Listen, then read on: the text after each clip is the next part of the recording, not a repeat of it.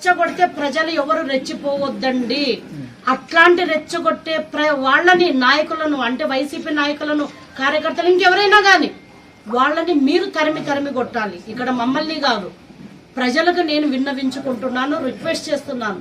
మనమందరం కూడా పార్టీలకు అతీతంగా కలిసిపోవాలి. ఈరోజు కలగాలని మేము కోరుకుంటున్నాము. ఇక్కడ మావేవైనా తప్పులున్నా కూడా నిష్పక్షపాతంగా మీరు మాకు తెలియజేయవలసిందిగా మేము కోరుకుంటున్నాం. ఎందుకంటే మేము చాలా ట్రాన్స్పరెన్సీగా ఉండాలని మేము నిర్ణయించుకున్నాం. ఎస్పెషల్లీ ఆదోనిలోన డెవలప్మెంట్ అంటే ఇంతకంటే ఇంకేం చేస్తామని సాయి ప్రసాద్ రెడ్డి గారు డెవలప్మెంట్ అంటే ఇంత ఉంటుందా అని నోరు వెళ్ళి పెట్టేలా డెవలప్మెంట్ చేస్తామని చెప్పి ఈ సందర్భంగా తెలియజేసుకుంటూ, ఆయన కూడా నాకు తెలిసి రేపు ఎల్లుండా కాషాయం దుస్తులు ధరించి వెళ్ళిపోతారు.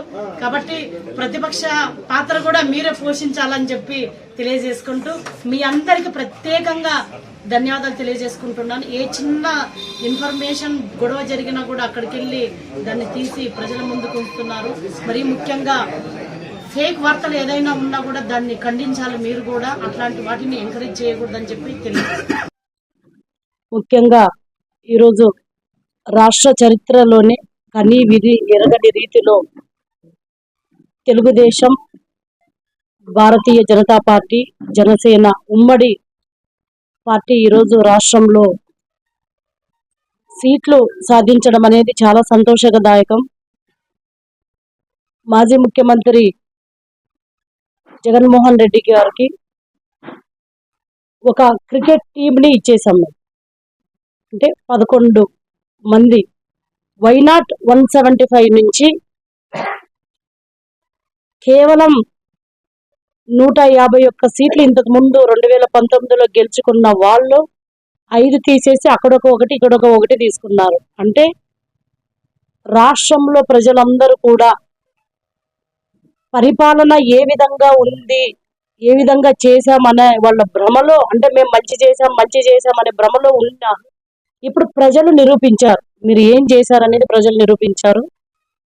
ఈ రాష్ట్రంలో అత్యధిక ప్రపంచ చరిత్రలోనే నాకు తెలిసి ఇంత విధంగా ఒక ప్రతిపక్ష పార్టీ అయినటువంటి మాది ఉమ్మడి బీజేపీ, జనసేన, టీడీపీ కూటమి ఇన్ని సీట్లు సాధించడం అనేది ఆషామాషిగా కాదు. ఎందుకంటే జనసేన అయితే 100కి 100% సీట్లు సాధించింది. టీడీపీ కూడా మంచి మెజార్టీతోన, మంచి ఓటు శాతంతోన రాష్ట్ర ప్రజల మనసు చూరగొనింది అని చెప్పడానికి మేము చాలా హ్యాపీగా ఉన్నాం. అదేవిధంగా బీజేపీ కూడా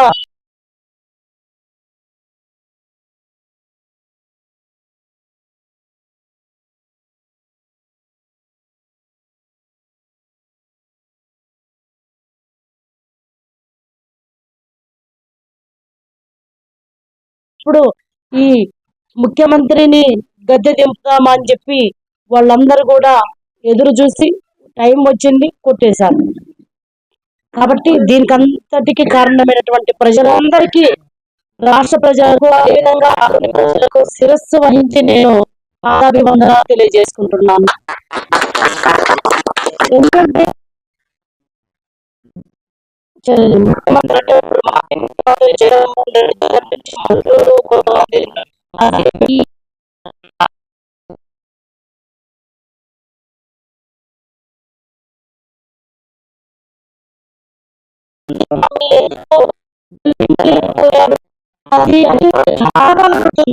నేను ఒకటే చెప్తున్నాను వాళ్ళకందరికీ, మాజీ ముఖ్యమంత్రి జగన్మోహన్ రెడ్డి దగ్గర నుంచి మినిస్టర్లు, ఎమ్మెల్యేలకు మేము ఒకటే తెలియజేసుకునేది ఏమంటే, అయ్యా మీరు నిజంగా మంచి చేస్తుంటే ప్రజలు మిమ్మల్ని గుండెగా పెట్టుకుని ఉండేవారు. ఒక్క ఛాన్స్ అనే పేరుతోన మీరు వచ్చి 151 సీట్లు ఏ విధంగా తీసుకున్నారంటే, మిమ్మల్ని నమ్మి 151 సీట్లు ఆ రోజు 2019లో ఇచ్చారు. ఇప్పుడు ఎందుకు మిమ్మల్ని అధపాతాళానికి తొక్కారు ప్రజలు అనేది మీరు ఇంకా రియలైజ్ అయి కాకుండా ప్రజలపైనే నెపం పెడుతున్నారు. అంటే ఇంకా అంతకంటే చేతగానితనం ఇంకేమీ లేదు.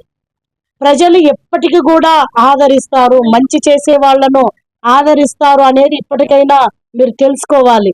ఎందుకంటే 2019లో మీ ప్రభుత్వం స్టార్ట్ అయిన వెంటనే ప్రజావేదికతో కూలగొట్టడంతోనే మీ పరిపాలన ఏంటనేది ప్రజలకి ఒక ఇన్స్ట్రక్షన్స్ లాగా ఇచ్చేశారు, ఏ విధంగా మేము పరిపాలన చేస్తామనేది. ఎప్పుడైతే ప్రజావేదికను కూలగొట్టారో ఆ రోజే ప్రజలందరూ కూడా ఇట్లాంటి వ్యక్తిగా మేము పట్టం కట్టింది అనేది వాళ్ళు కొద్దిగా భయభ్రాంతకు గురయ్యారు. అప్పటి నుంచి స్టార్ట్ అయింది మీ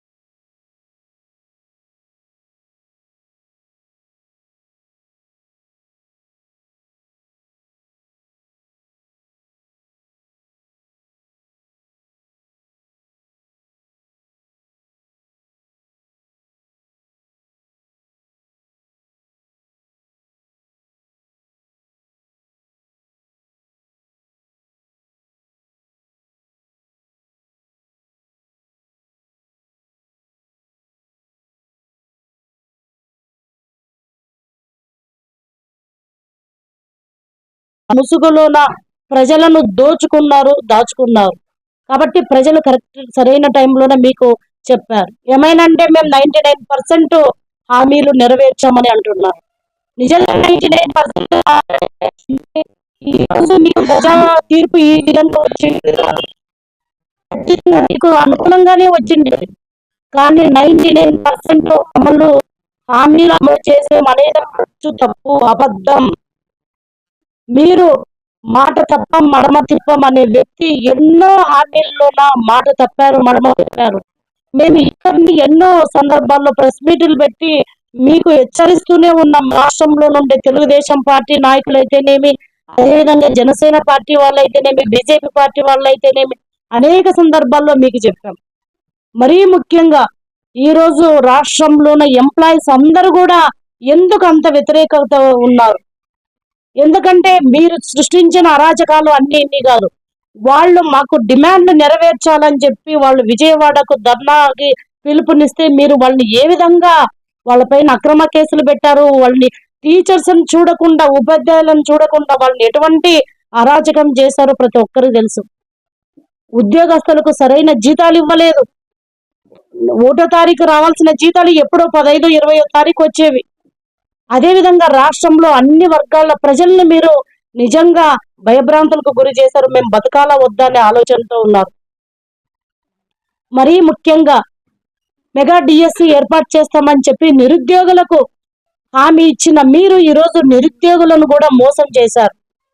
డిఎస్సి లాస్ట్ ఇంకా ఎలక్షన్ వస్తుందనంగా అరకొరగా డిఎస్సిని ఏర్పాటు చేసి మీరు 6,000 ఉద్యోగాలేమో ఏర్పాటు చేశారు.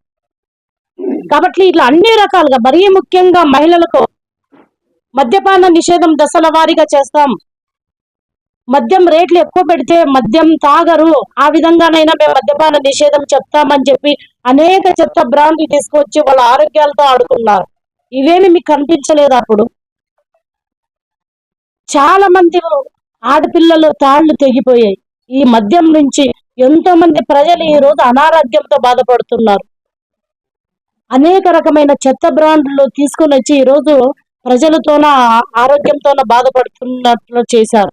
ఇది మీరు హామీలు మద్యపాన దశల వారీగా నిషేధం చేస్తామన్న మీరు ఇది ఇట్లాంటివి ఎన్నో, ఇదొకటే కాదు, ఇట్లాంటివి ఎన్నో హామీలు మీరు అమలు చేయడంలోన నిర్లక్ష్య ధోరణి వహించారు. మీకు అహంకారం పెరిగింది. ఒక రాజు కోటలో ఏ విధంగా ఉన్నారో వెళ్ళారు మీరు. అందరికీ తెలుసు, రాష్ట్ర ప్రజలందరికీ తెలుసు. మీతో కనీసం ఏ రోజైనా మీరు లాస్ట్ ఓడిపోయినప్పుడు ప్రెస్ మీట్ పెట్టారే? ఈ 5 సంవత్సరాల కాలంలోన ఏ రోజైనా ప్రెస్ వాళ్ళతోన మీరు డైరెక్ట్ గా కాంటాక్ట్ అయ్యారా? లేదు. లాస్ట్ ఓడిపోయినాక ప్రెస్ మీట్ పెట్టి ప్రజలని అవమానం కూడా చేస్తారు. మీరు ఓడిపోయిన టైంలో కూడా మీరు ప్రజలు అవమానం చేశారు. ప్రజలు ఎప్పుడైనా కానీ వాళ్ళ భవిష్యత్తు కోరుకుంటారు. సంక్షేమ పథకాలు ఇచ్చామనే ముసుగులోన రాష్ట్ర భవిష్యత్తే నాశనం చేసిన వ్యక్తి. ఈ రోజు దేశ చరిత్రలోనే మన రాష్ట్రం ఎంత దిగజారిపోయిందంటే ప్రతి ఒక్క వేరే రాష్ట్రం వాళ్ళు కూడా అంటున్నారు, మీ రాష్ట్రం ఎందుకు ఇట్లా అయిపోయింది, అదే నారా చంద్రబాబు నాయుడు గారు ఉంటే ఈ రాష్ట్రం ఎంతో అభివృద్ధిలో ముందు ఉండేది. కానీ ఇప్పుడు రాష్ట్రం వెనుకబడిపోవడానికి ప్రధాన కారణం ఈ వైసీపీ పార్టీ, వైసీపీ ప్రభుత్వం, జగన్మోహన్ రెడ్డి అని చెప్పి చాలా మంది అన్నారు. ఏ ఒక్క మినిస్టర్ అయినా వాళ్ళ శాఖ గురించి తెలుసా వాళ్ళకి? కేవలం చంద్రబాబు నాయుడు గారిని, అదే విధంగా పవన్ కళ్యాణ్ గారిని, మిగతా బీజేపీ నాయకుల్ని, లోకేష్ గారిని విమర్శించడానికే మంత్రి పదవులు చేపట్టారు తప్పితే వాళ్ళు ఏ రోజు కూడా ప్రజా సంక్షేమం కోసం మంత్రి పదవులు చేపట్టలేదు. ప్రజా సంక్షేమం, ప్రజా పరిపాలన అనేది గాలికి వదిలేశారు. కాబట్టి ఇప్పటికైనా మీకు 11 సీట్లు అంటే మీకు ప్రతిపక్ష పాత్ర కూడా లేదు. ఇప్పుడు మీకు ఆ సీట్లు ఇచ్చారు, వాటినైనా మీరు కాపాడుకోవాలి. ఇప్పటికైనా మీరు బాధ్యతాయుతంగా ఉండండి. ప్రజలందరికీ మేం అధికారంలో ఉన్న మేమేదైనా తప్పు చేస్తే ఎందుకంటే ప్రజలు అధికారం ఇచ్చారు మీకు 151 సీట్లు, దాన్ని మీరు కాపాడుకోలేకపోయారు. మేము ఎన్నోసార్లు చెప్పాం, 23 మేము సీట్లున్నా కూడా ఎంతో మనోధైర్యంతో నిలబడి చంద్రబాబు నాయుడు గారిని మీరు జైల్లో పెట్టిన భువనేశ్వరం అని అనేక మాటలు శాసనసభ సమావేశం సందర్భంగా అన్నా కూడా అన్ని ధైర్యంగా తట్టుకొని ప్రజల కోసమే మేము పనిచేశాము. మీకు ఎన్నోసార్లు చెప్పాం, ఇది కాదు పద్ధతి, ఇది కాదు ప్రజా పరిపాలన చేయాల్సిందే అని చెప్పి. అయినా కూడా మీరు అవన్నీ పక్కన పెట్టి కేవలం ప్రజలను దోచుకోవడమే మీ పనిగా పెట్టారు. ఆదోని మొదలుకొని శ్రీకాకుళం వరకు, ఈ రోజు కర్నూలు జిల్లా మొదలుకొని శ్రీకాకుళం జిల్లా వరకు ఎక్కడ చూసిన ప్రతి ఒక్క ఎమ్మెల్యే, ప్రతి ఒక్క మినిస్టర్ దోచుకోవడం, దాచుకోవడమే పరమావధిగా పెట్టుకున్నాం. కాబట్టి జగన్మోహన్ రెడ్డి గారికి ఇప్పటికైనా మీరు బాధ్యతాయుతంగా ఉండండి. ప్రజలు ఇచ్చిన ఆ 11 సీట్లతో అయినా మీరు ప్రజల పక్షాన నిలబడి ప్రజల కోసం పనిచేయండి అని చెప్పి తెలియజేసుకుంటూ